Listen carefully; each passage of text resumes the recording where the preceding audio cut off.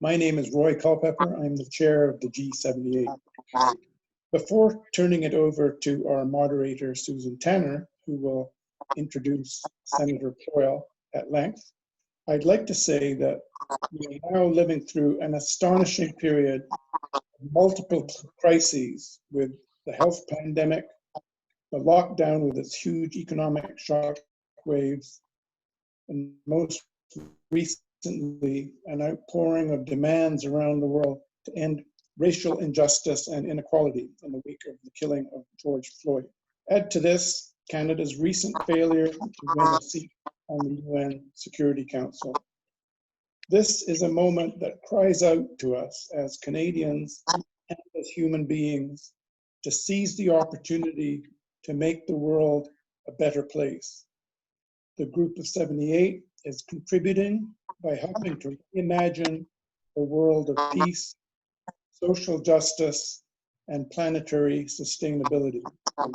Please stay tuned for notices of our upcoming events.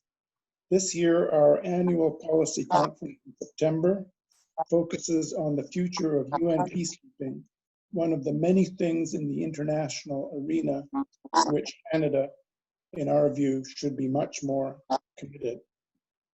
Now, let me briefly introduce my colleague, Susan Tanner, who will moderate today's event. Susan has had a distinguished career in the NGO community at the Canadian Environmental Network and at Friends of the Earth, among many others, as well as in the federal government and government of Ontario. She has used her legal skills and knowledge to advance human rights and environmental protection on a number of fronts. She is now chair of the G78 Group on climate change. Susan, over to you. Thank you, Roy. I'm not sure if everybody is having good audio, but if there is a problem with audio, it would help if people would mute their microphones. Sarah's saying she thinks it's just one or two connections. Okay, so I'd like to make a brief acknowledgement that we are, most of us, on the unceded land of the Algonquin peoples, and I know that Mary will have further comments in that regard. I am just delighted to introduce Senator Coyle, as I've admired her from afar, having heard of her work on gender when I was the founding chair of LEAF, that's Women's Legal Education Action Fund, and her work on international development when I was executive director of Friends of the Earth in the early 90s and doing international work on the ozone layer. Militant de longue date du leadership des femmes, de l'égalité des sexes et des droits des peuples autochtones, Mary Coyle s'est distinguée par une carrière axée sur le développement local et international dans les domaines de l'éducation postsecondaire et l'organisme à but non lucratif. Thus, with her stunning record of leadership for change, we are delighted that she launched the Senate inquiry in Getting to Net Zero. Her extensive work in international development exemplifies the call to think globally, act locally, which is clearly the challenge we must meet in the realm of climate change as well. Thank you very much, Mary. Thank you so much, Roy and Susan. And thanks to everyone online for joining us here today. Can you hear me all right? Yes, can you hear me? Did we put hands up? Can use it. Looks like you can hear me. All right, wonderful. Continue. I'm pleased to be speaking to you from the traditional and unceded territories of the Algonquin Nation. It's an absolute honor to be speaking with you today. As you can tell from the kind introduction, I am not an expert on climate science, nor am I an expert on climate policy. My intention today is to give you a little background as to why I decided to launch a Senate inquiry into the important topic of addressing climate change and getting to net zero. I will then quote extracts from my speech launching the inquiry in the Senate, and also sections from the speeches of three of my colleagues who have already spoken to the inquiry, Senators Galvez, Pate, and Mitchell. Then to wrap up before our discussion, I'll just mention briefly the likely and possible next steps with the inquiry. So, why did I, a non-climate scientist, a non-climate policy expert, decide to initiate this Senate inquiry? Last year, when the 42nd Parliament ended, and long before we knew COVID would rock our world, or for that matter, that Black Lives Matter would be ignited, with the killing, the murder of George Floyd. For many Canadians at that time, the main preoccupation was the upcoming federal election. In previous elections, most senators would have been very busy helping out with local and national campaigns. This was not the case into the 2019 election. Yes, the remaining 21 Conservative senators and the small handful of independent Liberals were likely working hard on campaigns, but the large majority of senators like me are independent now, and we are not active in partisan politics. When Parliament ends, all Senate business ends, and there's no legislation to prepare for, and committees all cease to function. Most Canadians understand the urgency of the need for climate action, and I am not unusual in my interest as a citizen and as a parliamentarian. We had just passed a number of important environment-related bills, government bills, the Impact Assessment Act, the Oil Tanker Moratorium Act, the New Fisheries Act, and the changes to the Marine Protected Areas parts of the Oceans Act and the Canada Petroleum Resources Act. We did not pass, in fact, didn't even get to vote on the private members bill related to the United Nations Declaration on the Rights of Indigenous People.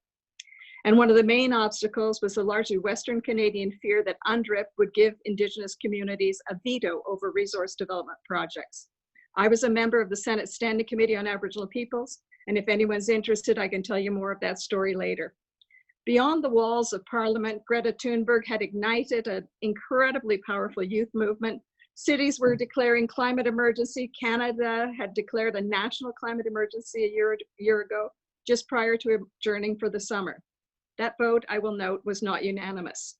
The election period that followed saw a lot of divisions, remember that, related to climate policy, the oil and gas sector, Alberta alienation from the rest of Canada, Alberta-Quebec tensions, and personal attacks.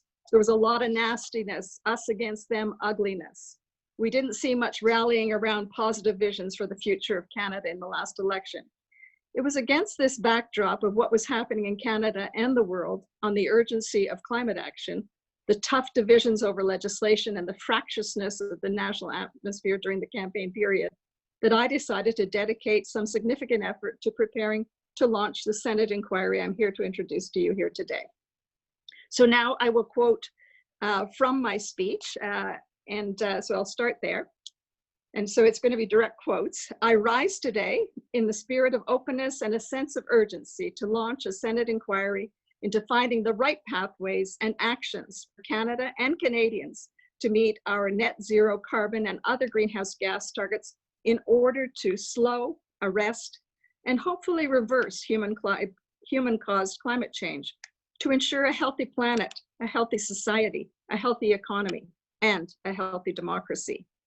The din of the headlines is getting louder every day. The New York Times, climate change is accelerating, bringing world dangerously close to irreversible change. The Toronto Star, beyond frozen, nature's freezer is heating up and it's wreaking havoc in Canada's north. Financial Post, global warming could render the assets of many companies worthless, Mark Carney warns. The Hill Times, the ugly side of climate change denial may lead to violence. Calgary Sun, back off. The Calgary Herald, take a deep breath. The oil and gas ferries aren't coming back.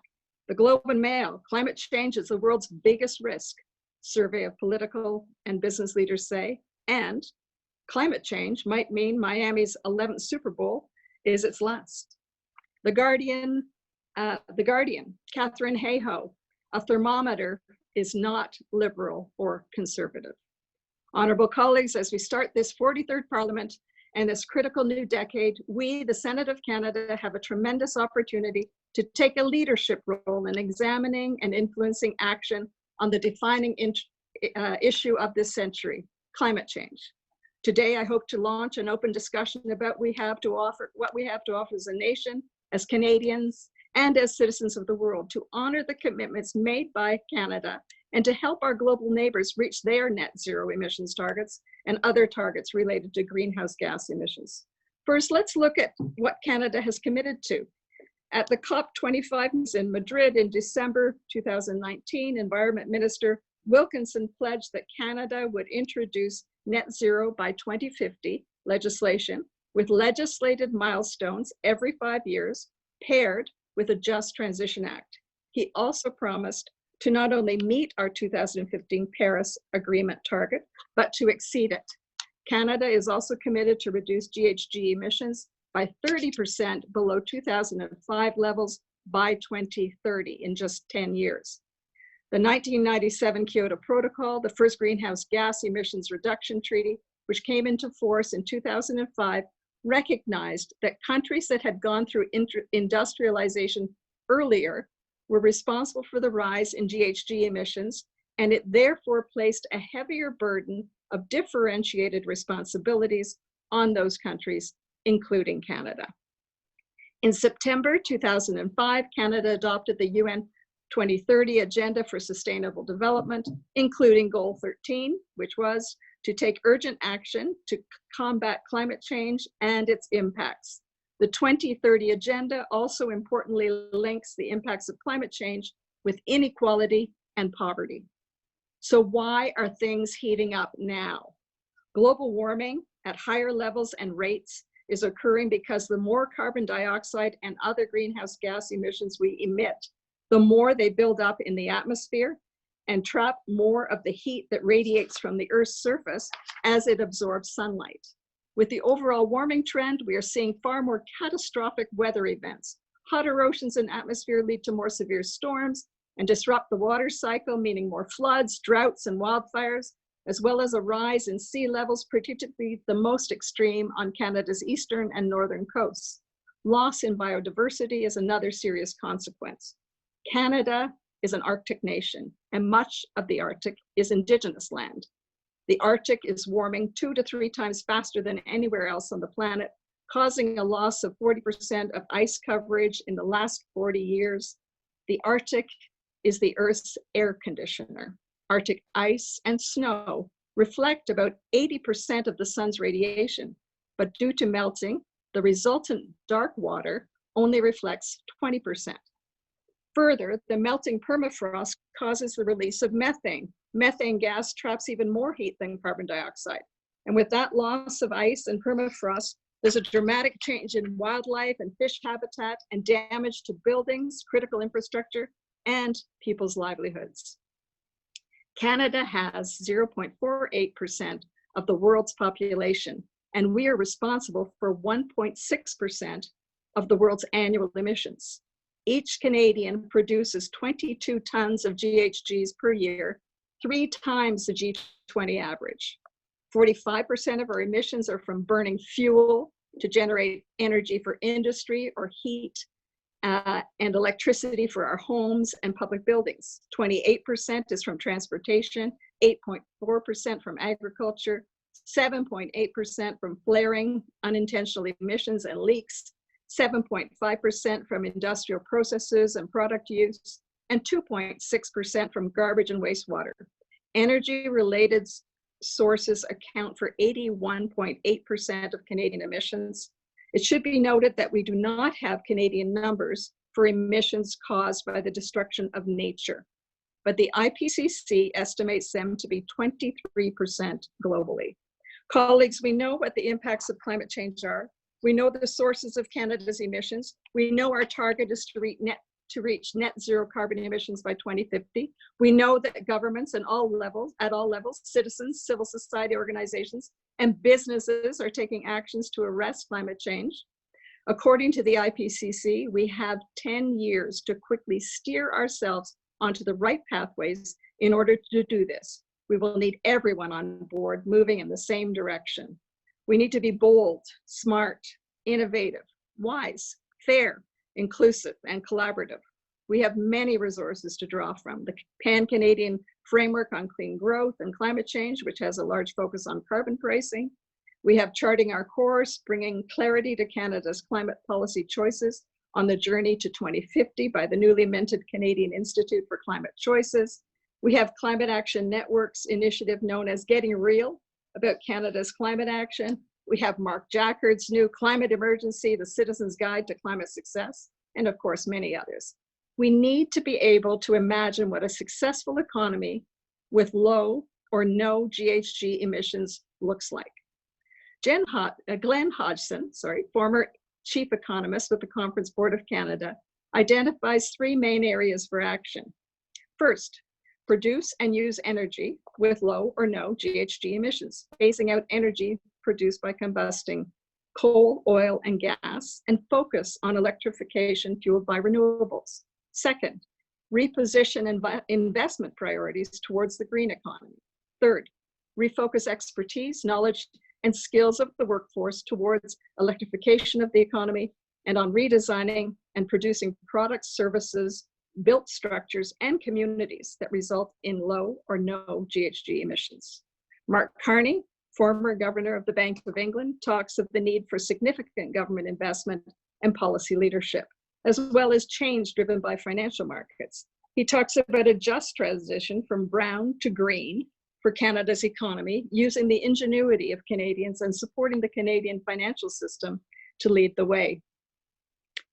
The World Wildlife Fund of Canada makes a strong case for investing in nature-based solutions, which have the power to deliver 30% of global emission reduction targets. This would involve stopping further destruction of our natural carbon sinks, stewarding what we have, and restoring those that have been lost.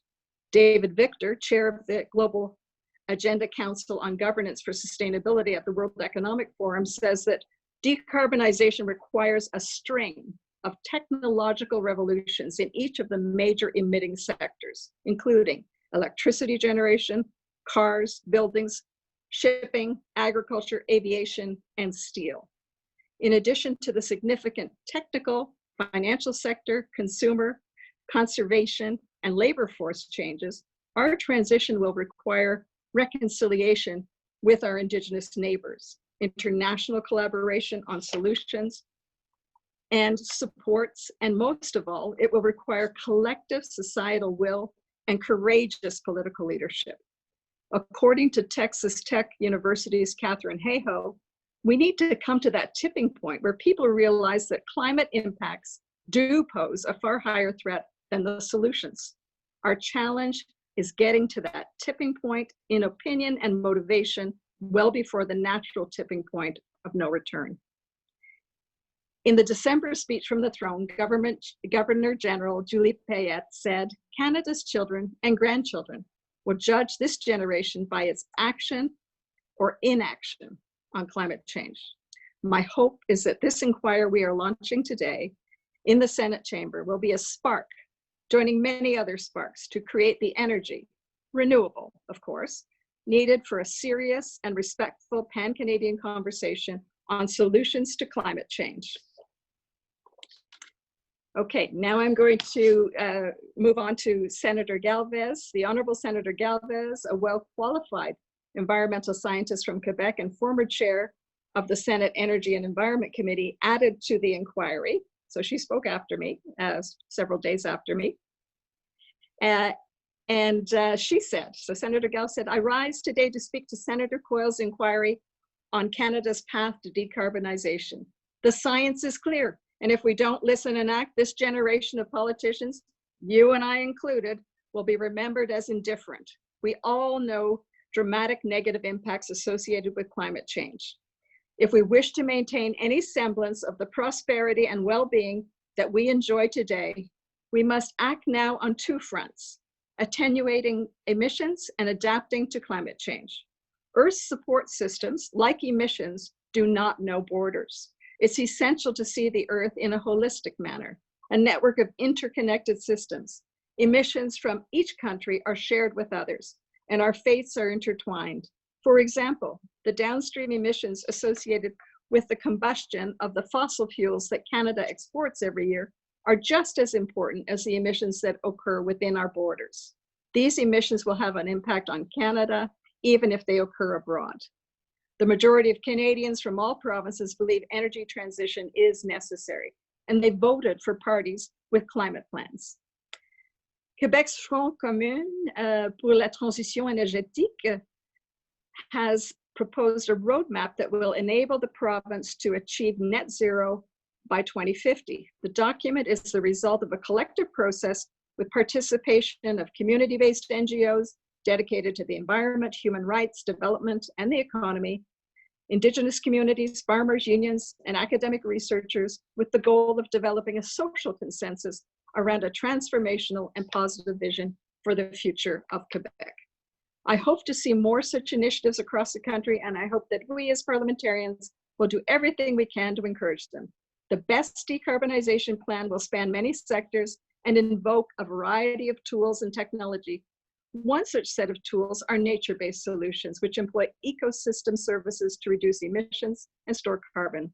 Energy efficiency in the construction industry and electrification of our mass transport are easy steps forward, and we must adopt those now.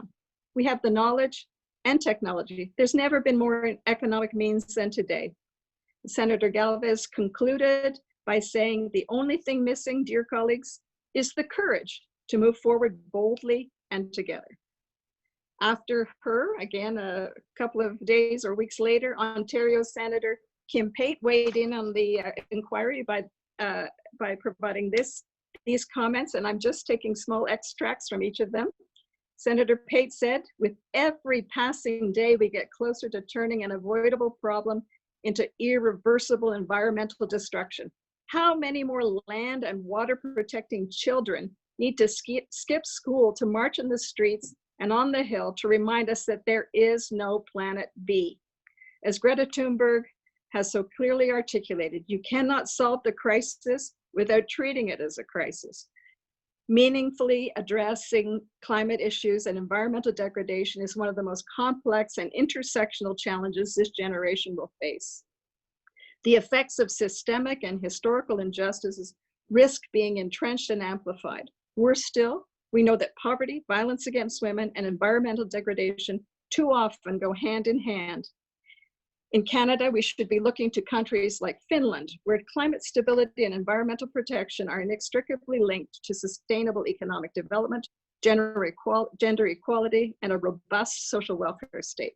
Guaranteed livable income programs could help to mitigate an otherwise stark trade-off between livelihoods and the environment. We are seeing greater volatility in the resource extraction sectors. A guaranteed livable income would probably not match the wages earned through those jobs, but it could provide vital and necessary support during periods of economic transition.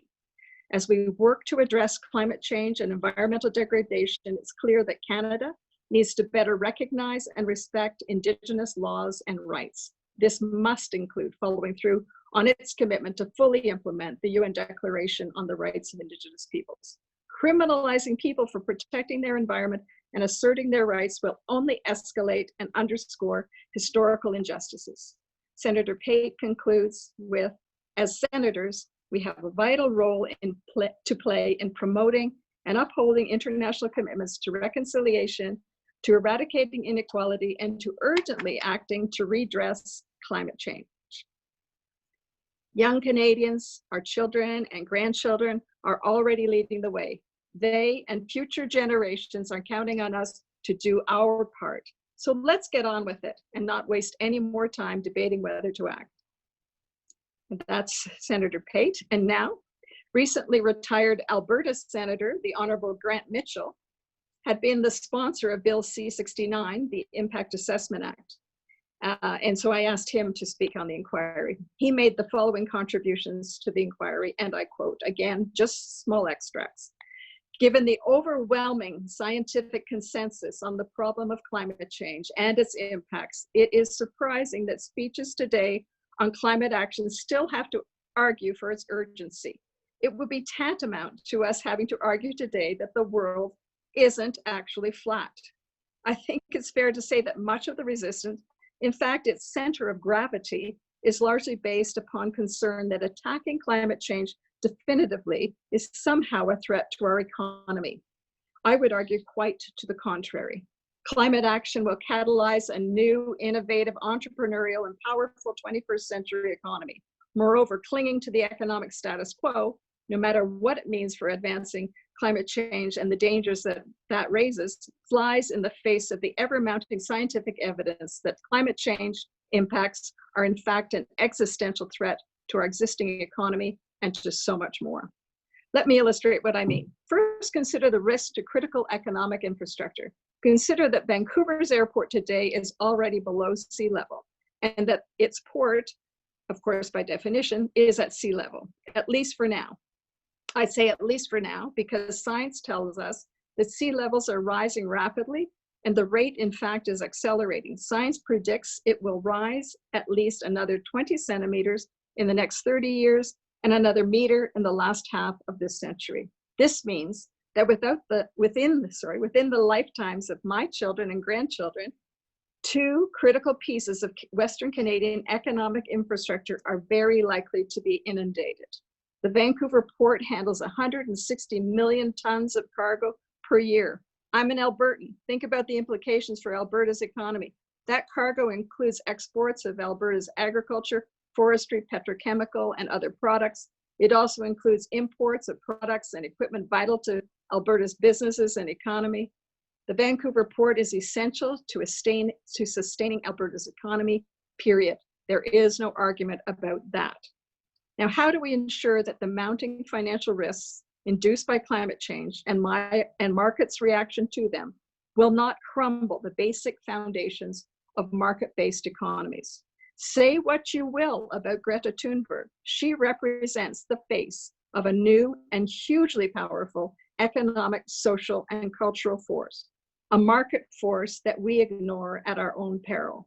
We cannot allow our resolve in confronting climate change to be eroded by this dated and tired argument that doing so will somehow kill our economy. That argument is old, tired, and fundamentally wrong.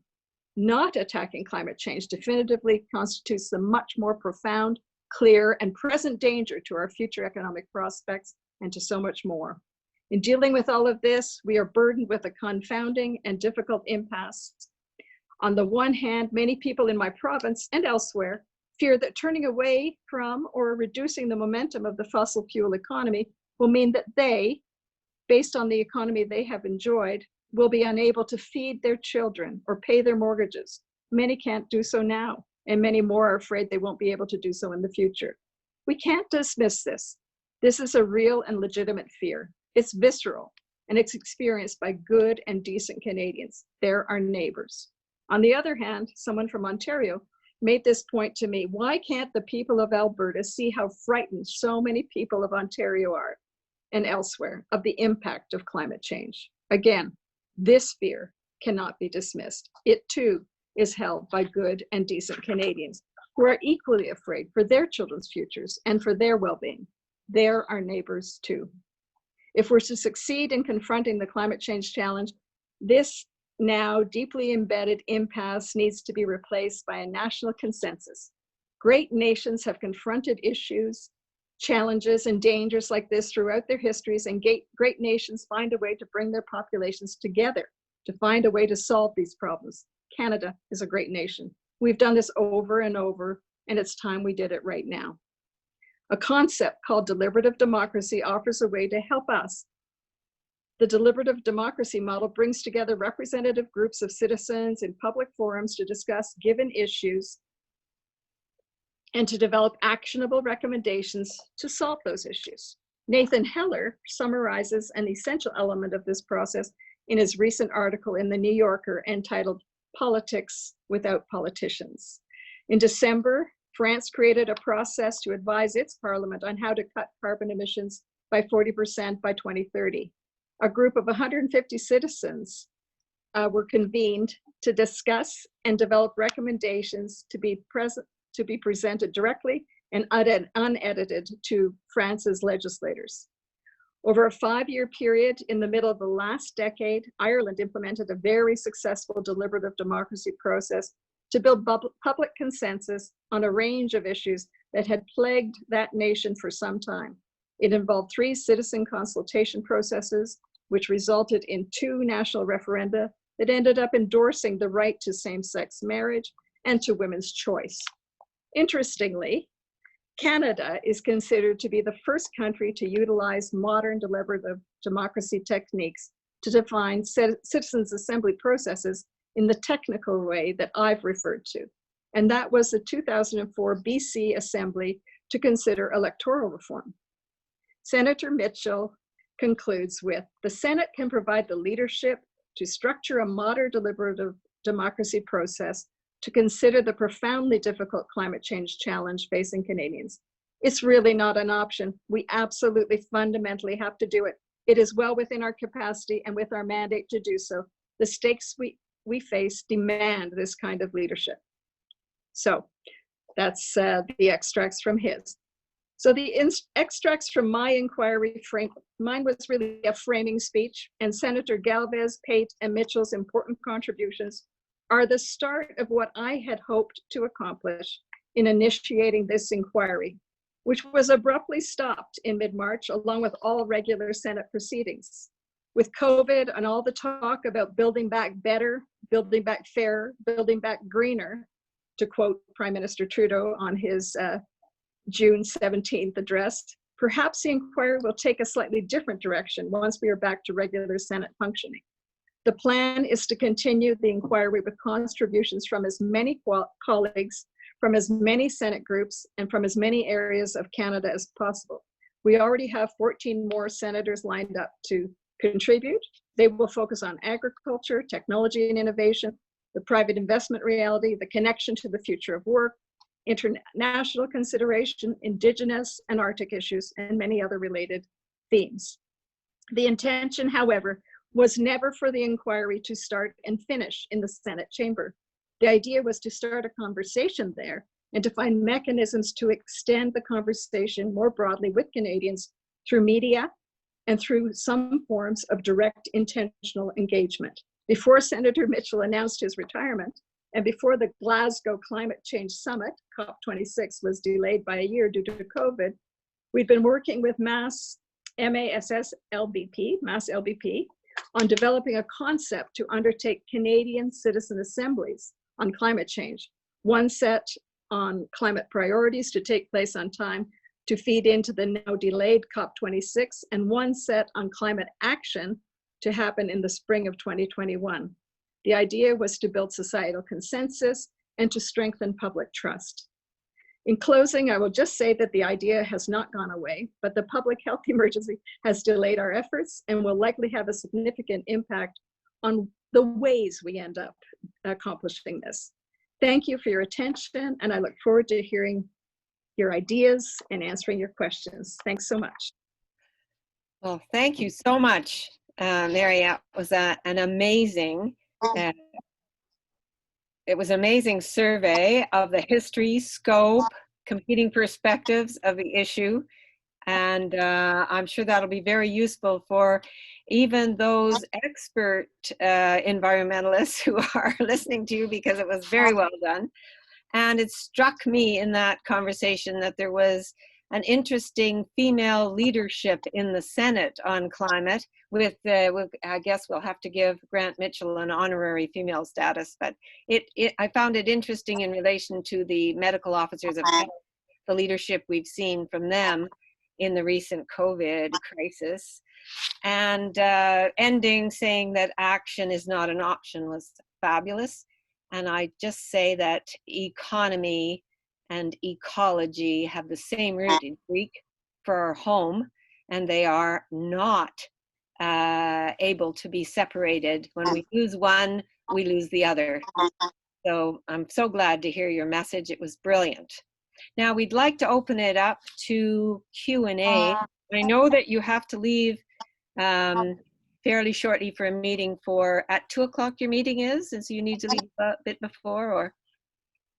Yes, I have to leave at 1 to 2, and it's because the Senate is sitting today, and we have committee of the whole with the Minister Duclos, considering the country's finances and the supply bill so that the government will have money to pay for the things that you've all been hearing about. And I will be speaking in the Senate this afternoon to support a motion to create a special committee on systemic racism in Canada. Excellent. Okay, so we've opened the questions. I see that there are quite a few people thanking you. Oh, thank you. And then there is one from Lawrence Cumming. I'm very pleased to hear of the Sense Initiative under your passionate leadership. Arguably, more hearings mean more talk and delayed action. What, in your view, are the major blockages that prevent our getting to where we need to be? And what is it going to take to push them aside? Yeah, great question, Lawrence. Hi. It's great to know that you're in on this conversation. You know, I don't have all the answers. That's why I launched this inquiry. I think, you know, the COVID pandemic, you know, I think we all know that it could be a positive for us moving beyond the impasse that our society has been on and just embracing this building back better and greener agenda. So the other side of that, though, is, and I hear it in colleagues and others, is, well, we won't have the money to make the kinds of investment and shifts. We need to go with the fundamentals that we know we can count on. Alberta's hurting. You know, we're going to need oil and gas for a little while yet, so we need to support that sector that's so important to our economy and to people's jobs at West. So there is still that conflict. Now, I think, you know, there is, as you probably know, a group of ministers, government ministers who are meeting regularly and consulting with Canadians, people like Mark Carney, people like Tim Macklin, the new governor of the Bank of Canada, and many others on what we should be doing going forward. And one of the things that we did, you know, in our small way as senators last week, was it last week or maybe a week and a half ago, I hosted a seminar for parliamentarians, for senators actually from all groups, on the creation of a Canadian climate accountability framework. So that once we have that clear pathway or pathways that are going to get us to net zero, that we don't keep missing the goals, because that's what we've been doing. We've been regularly missing every goal we have set in the past. And if we have an accountability framework, a legislated accountability framework, then there will be a tool, no matter who's in government, to keep the government held to account. The final thing I will say is that we do hope that there will be some way that we can do a modified version of these citizen assemblies, because we really need, the push has to come from Canadians, right? And there will likely be an election, we think, you know, maybe within the next year, maybe within the next months. And Canadians are the ones with the power to put in the government those leaders who are responding to what they want to see happen. And so I firmly believe if we could, hopefully, who knows, we've been quite delayed with the COVID pandemic, if we could initiate some form of these citizen assemblies to really rally Canadians around this, or work with others to do what they do to rally Canadians, then I think that next election is going to be a really critical moment. Thank you. We have another question from Shane Roberts, and it's a follow-up. Imagining a time frame for input and then producing a report. You've partially answered that. I'm wondering if you would like to just elaborate on that. Okay, so there's several time frames here. You know, there is the time frame that we've committed to, right? And one of the reasons we were working so diligently towards COP26 was that Canada had to, under the previous calendar before COVID, had to deliver its very clear plan for meeting its goals, not just setting its goals, but plan for meeting its goals. And that was to be by November of this year. That's been put off for another year, right? So we had been, you know, trying to push towards that goal. Now that doesn't mean to say that because COP 26 has been moved by a year, that there shouldn't be pressure on the government to get its plan in place as it had originally promised by November of this year. So that's one piece of the time frame. In my world, the Senate world that I operate in, you know, after Thursday, we will be adjourned until September 22nd. In that interim period, I am hoping those 14 other senators and many others will come up with their contributions to the inquiry, and they will deliver them when we come back in September. I will work with Grant Mitchell, who's no longer an active senator, but I've told him he's not off the hook, on other means that we as senators can embrace to move that agenda forward, and also to support and amplify the voices of so many climate leaders here in Canada. Thank you. I have another question here from Dr. Irvin Waller, who I know you may have heard of if you've been talking to Kim Pate. And he's asking, will the Senate look at evidence which is widely available but little known that would save many Black and Indigenous lives consistent with the UN Sustainable Development Goals, and might require shifting our priorities from criminal justice to combating the oppression of minorities? Yes, so on a very important and timely topic, and not the topic I was directly speaking to. So here's what's happening in the Senate. We have we have a group of senators of African descent, Senator Bernard, Senator Meji, Senator Moody, Senator Ravalia, and Senator Jaffer. Those senators worked with their colleagues in the House of Commons as part of the Black Caucus, Black Parliamentarian Caucus. And that group presented a statement to the government with many calls to action. We as a Senate are engaged in 4 actions now. We had an emergency debate last night, and I encourage anybody to go online and listen to those speeches on what we should be doing about systemic racism in Canada. Thursday, we are having a committee of the whole to call to account government ministers, Minister Hussin, Chagger, and forget who else, but anyway, 3 ministers will be there and be called to account on this issue. And today, several of us are speaking to Senator Bernard, delivered by Senator Lankin's motion to create a special committee to move this agenda forward, a special Senate committee. So that's what I'll be speaking to shortly in the Senate chamber.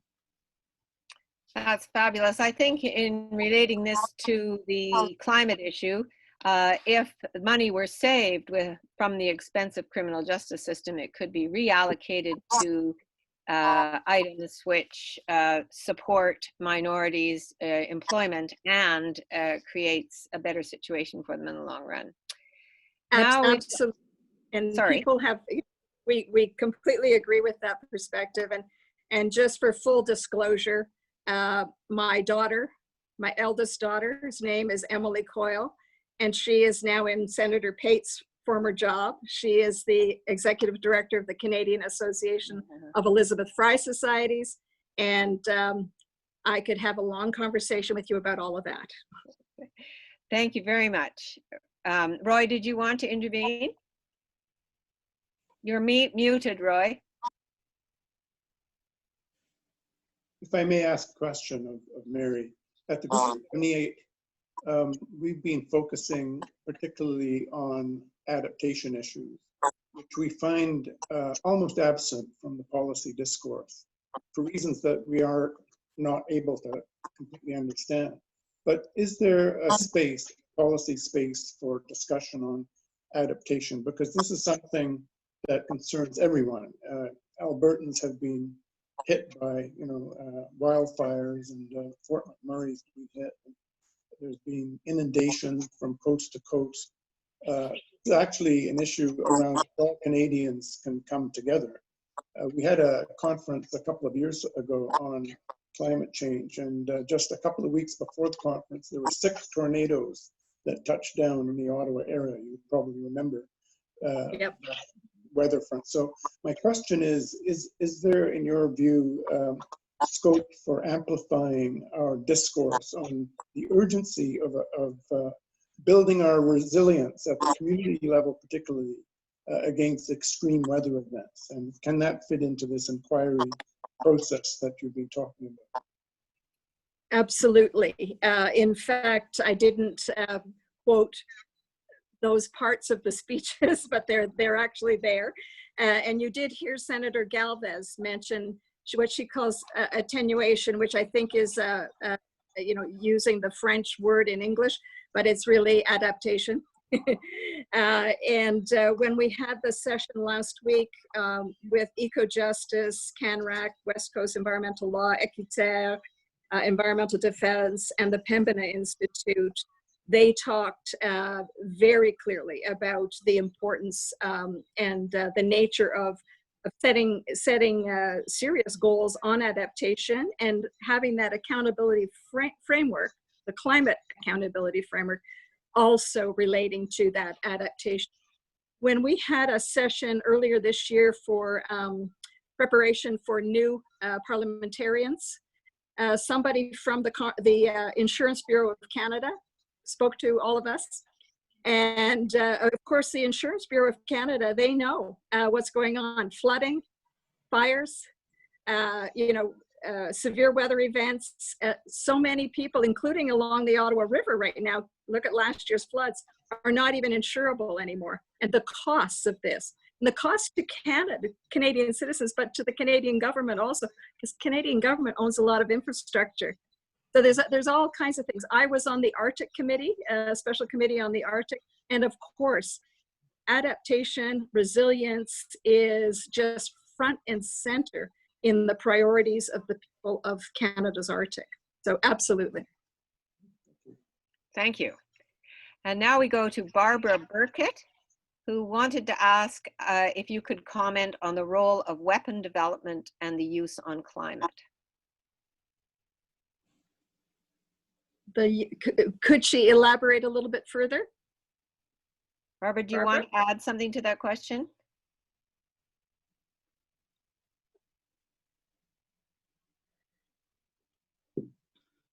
I don't see an addition. Maybe I'll give her a minute to add an addition, and I'll move to Manfred Benfield's question, which is, he says, thank you for the marvelous presentation. I haven't repeated all of the thank yous, Mary, there's quite a few of them, but many climate activists are increasingly convinced that a sustainable future must include some diminution in rates of growth, of output, of resource extraction and population. Whereas the debt crisis, which will be bequeathed to us by the COVID crisis, will require very rapid growth if we're to have any chance of dealing with it. Do you have any thoughts on this looming contradiction? Now, when again, I said I was not an expert on this, right? Right. Bitumen, is that what the first part of it was about, the bitumen extraction? Manfred, can you unmute yourself? No, I don't think he can speak. Basically, if I may speak to it, he's basically saying that we have this legacy of debt that is coming out of the crisis.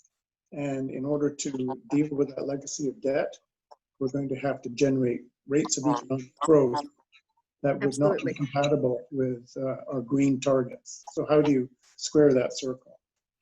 Yeah, well, that's kind of what I was alluding to at the end of my remarks. There are many people working on this.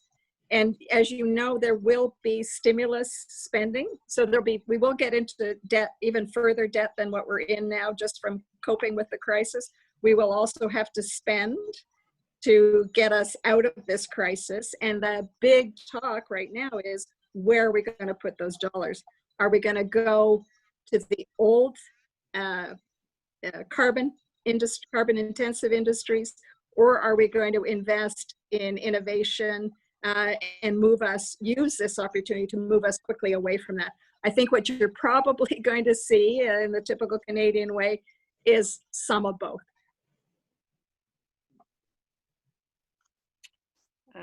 Thank you very much. I don't have elaboration. So I'll just move and ask you, in terms of the moving out, I'm sorry? Okay. Okay. Here's another question. Why do we need to subsidize carbon? That's it. Why do we need to subsidize carbon? Yes. We seem to be doing it. I think the question is, why are we still doing it? I know. Exactly. I'm not going to argue with you. In fact, after I gave my inquiry speech, the initial launch of the inquiry in the Senate, I got some media attention, and I ended up doing an interview around the time when tech was the decision on the tech investment in the oil sands was coming up, and whether that would be approved by the federal government. The journalists put me on the spot and asked me my opinion on it, and I just said, I don't think Canadians are going to put up with it. In the end, tech withdrew, and they decided not to go with it, so they didn't need the approval of government. But I do really believe that we are clearly at that tipping point, and Canadians are not going to tolerate more investment in that old economy. Now, there's a whole lot going on in that economy to transform itself. And I thought perhaps the question on bitumen was about the new uses for bitumen, the new green uses for bitumen. So there's a whole lot going on in innovation out in the oil patch that a lot of people don't know about. Are we going to invest big in hydrogen? Is Canada going to get on the hydrogen bandwagon? Which is a high risk, but possible high reward. So there's a whole lot of big and important questions that our government today is grappling with. And of course, hand in hand with the private sector, where we are looking to attract investment to those things that are going to move us onto that new green economy that we have to move on to. There's just no question. Fabulous. Thank you very much. And the next question relates to this. It's from Barbara McKinnon, who's talking about making a connection to the ministers who are working with people like Mark Carney. And she says her organization, which I'm sorry, Barbara, I don't know which one it is, has a carefully thought out white paper for recommended changes that we need coming out of COVID. We would be happy to participate in a citizen participation to support climate action and other changes. Wonderful. So, Barb, I'd be delighted if the organizers would connect us, and we can take that conversation offline, and whatever I can do and my colleagues can do to amplify your efforts, and whatever you can do to help us hone our efforts, that would be. Sorry, she's added that it's from the Lung Association and Foundation for Resilient Health. Okay, wonderful. Wonderful. I'm just conscious of the time. Right. As I have to go now. Right. Well, and then I'll just take this opportunity to thank you again for your excellent presentation, but even more important, thank you for the important work that you're doing. And I think you've done an excellent job of setting the stage. And I do hope that more people, besides the brilliant senators that have picked up from you already, that more people will pick up the conversation and that we will be able to achieve the goal. This presentation has been recorded and will be available on the Group of 78 website. But I'm sure that you will now receive probably a number of letters from a number of people that have just listened to you today. So thank you so much for your wonderful contribution today. Well, thank you so much for inviting me, and I look forward to talking with all of you on another occasion and connecting with those of you who want to connect individually. Have a wonderful day. Great.